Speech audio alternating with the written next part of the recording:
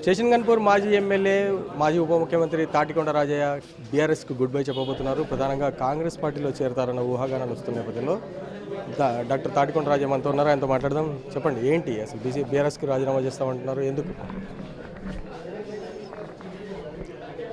గత 6 నెలల నుండి బీఆర్ఎస్ అధిష్టానం కావచ్చు, స్థానిక నాయకులు కావచ్చు, పెట్టే మానసిక క్షోభ, అధినాయకత్వం నుంచి వెళ్ళి అందని ఆదరణ వెరసి తీవ్ర మానసిక ఆవేదనకు గురవుతున్నాను. నా 40 సంవత్సరాల ప్రజా జీవితం 83 నుండి 93 వరకు డాక్టర్గా, 94 నుండి ఎంఆర్పిఎస్గా, 97 నుంచి వెళ్ళి కాంగ్రెస్ పార్టీ, 2011 నుంచి వెళ్ళి బీఆర్ఎస్ పార్టీగా, మొత్తము ఈ 40 సంవత్సరాల నా ప్రజా జీవితంలో ఎన్నడూ కూడా ఇంత మానసిక క్షోభను అనుభవించిన సందర్భం లేదు. కారణం ఏంటంటే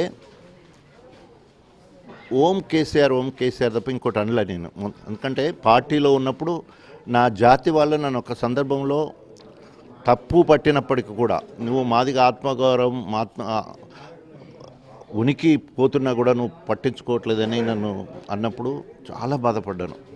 అయినా కూడా నేను ఒక పార్టీలో ఉన్న నాయకుడికి, పార్టీకి విధేయుడిగా ఉండాలని చెప్పేసి ఎమ్మెల్యే టికెట్ ఇవ్వకున్నా కూడా నాకు బాధ్యత అప్పచెప్పి గన్పూర్ గెలిపి, నువ్వు జనగాం గెలిపి చూస్తామని చెప్పేశారు. సో మీకు అందరు కూడా తెలుసు, అభ్యర్థి వరంగల్ జిల్లాలో 2 గెలిచినాయి. గణపురం నియోజకవర్గం నేను ప్రాతినిధ్యం వహిస్తున్న నియోజకవర్గం, నా క్యాడరు సుశిక్షులను తయారు చేసిన ఒకటి అక్కడ, నాకు ఇన్ఛార్జి బాధ్యతలు అప్పుడైపోయిన జనగాం, ఈ 2 మాత్రమే గెలిపించడం జరిగింది. ఇంత గొప్పగా నేను విజయాన్ని సాధిస్తే పార్టీ నుండి అప్రిసియేషన్ కంప్లీట్గా ఆ గుర్తింపే లేదు. ఎవరో చెప్పిన మాటలని నెగటివ్ పోయే పరిస్థితి తప్ప పాజిటివ్గా ఎక్కడ కూడా కనిపించలేదు. ఇప్పుడు పిలిచి మాట్లాడలేదు. దానికి పుండు మీద కారం చల్లినట్టు మూలిగే నక్క మీద తాటిబండ పరిస్థితి ఈరోజు గణపురం నియోజకవర్గంలో ఎక్కడ పోయినా కూడా గెలిచిన వాళ్ళు కానీ ఓడిపోయిన వాళ్ళు కానీ పోరు. ఇప్పటికీ ప్రజా సంబంధాలు, ఆత్మీయతను పంచుకోవడం కోసం నేను మాత్రమే తిరుగుతుంటాను. రోజు పోయిన కాడ ఎక్కడ పోయినా కూడా గుంపులుగా ఇప్పుడున్న పరిస్థితులు బాగాలేవు, మీరు నిర్ణయం తీసుకోవాల్సిందే, మేము అమ్మని నియంబడి ఉన్నామని చెప్పేసి అనుచర వర్గం మొత్తం కూడా బాగా తీవ్ర ఒత్తిడి తీసుకురావడం జరుగుతుంది. అదేవిధంగా తెలంగాణ మొత్తంలో కూడా, ఇక మీకు తెలుసు, ఉప ముఖ్యమంత్రిగా పనిచేశాను, తెలంగాణ మొత్తం తిరిగిన, దండోరాలో కన్వీనర్గా పనిచేసిన, తెలంగాణ మొత్తం తిరిగిన, కాంగ్రెస్ ఫోరం ఫర్ తెలంగాణ అని కాంగ్రెస్ సర్పంచ్, మంత్రులు, ఎమ్మెల్యేలు, ఎంపీలతో కలిసి తెలంగాణ మొత్తం తిరిగా, తెలంగాణ ఉద్యమంలో కేసీఆర్ చేయబట్టుకొని మొత్తం తిరిగా, ఇట్లా 4 తడవులు తెలంగాణ మొత్తం తిరిగినప్పుడు తెలంగాణ మొత్తంలో అనేక మంది దళిత నాయకులు కావచ్చు, బహుజన నాయకులు కావచ్చు, తెలంగాణ ఉద్యమకారులు కావచ్చు, ఇవాళ నా వైఖరి సరైంది కాదు అని నన్ను అన్నప్పుడు నేను క్షమాపణ చెప్పడం తప్ప ఇంకా వేరే మార్గం లేదు. నేను దళితులందరికీ కూడా నిజంగా అస్తిత్వాన్ని కాపాడలేకపోయినందుకు నిజంగా నేను వారికి క్షమాపణ చెప్తున్నా. సో ఇప్పటికైనా నన్ను నేను సరిదిద్దుకోవాలనే ఉద్దేశంతో ప్రజా నిర్ణయం లేదా దళితులకు, బహుజనులకు, నా నియోజకవర్గానికి అనుకూలంగా ఉండే ఒక నిర్ణయం తీసుకోవాలని మరి ముందుకు వస్తున్నాను. పార్టీకి రాజీనామా చేస్తున్నారా? తప్పకుండా. ఇప్పటివరకు అయితే ఆ ఆలోచనలో ఉన్నాను. త్వరలోనే ఇవాళ రేపట్లో కార్యకర్తల అందరి అభిప్రాయ సేకరణ తర్వాత తప్పకుండా రాజీనామా చేస్తాను. సో కాంగ్రెస్లోకి చేరతారని తెలుస్తుంది. కాంగ్రెస్తో అంటే ఒక నాయకుడు, ఒక ఉప ముఖ్యమంత్రి స్థాయి నాయకుడు అసంతృప్తితో ఉన్నప్పుడు అనేక రాజకీయ పార్టీలకు సంబంధించిన వాళ్ళందరూ కూడా వస్తారు.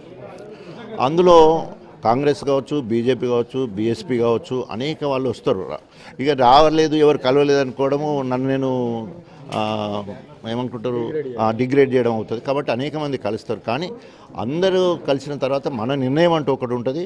అంటే మీ నిర్ణయం? మా నిర్ణయం ప్రజాభిప్రాయం తర్వాత నాయకులందరితో కలిసి మాట్లాడిన యాక్చువల్గా దామోదర్ రాజనరసింహతో, ఆ తర్వాత పొంగులేటి శ్రీనివాసరెడ్డి వీళ్ళతో మాట్లాడుతున్నారు. వాళ్ళందరూ కాంగ్రెస్ వాళ్ళే కదా, వాళ్ళందరూ నా సమకాలికులే కదా. ఇప్పుడు కొత్తగా మాట్లాడడం ఉన్నది ఇప్పుడు యాన్నో మీటింగ్ల దగ్గర కలిసినప్పుడు, ఫంక్షన్ దగ్గర కలిసినప్పుడు మాట్లాడడం, అది మాట్లాడడం కాదు, అది అఫీషియల్ కాదు. ఇగో నేను అఫీషియల్గా పోయి మాట్లాడుతున్నాను, చర్చలు జరిగినాయి.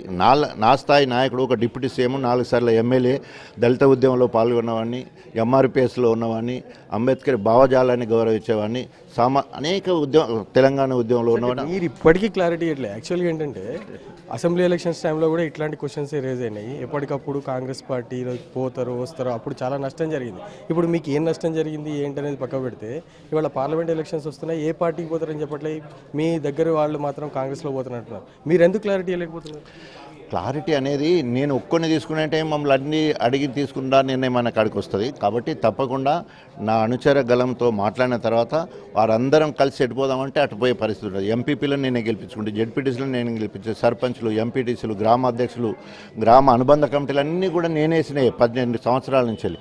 వాళ్ళందరితో కలిసి ముందుకు పోయినప్పుడు మనం సక్సెస్ అవుతానికి ఎంపీ ఎలక్షన్స్ టైంలో తప్పకుండా ఎంపీ ఎలక్షన్ లోపే ఆ నిర్ణయం జరుగుతుంది. 2-3 రోజులలో నిర్ణయం అయిపోతుంది తప్పకుండా. ఇప్పుడు అదే రేసు విషయానికి వస్తే నేను అందుగా ఉప ముఖ్యమంత్రి, 4 సార్లు ఎమ్మెల్యే, ఎంఆర్పిఎస్ కన్వీనరు,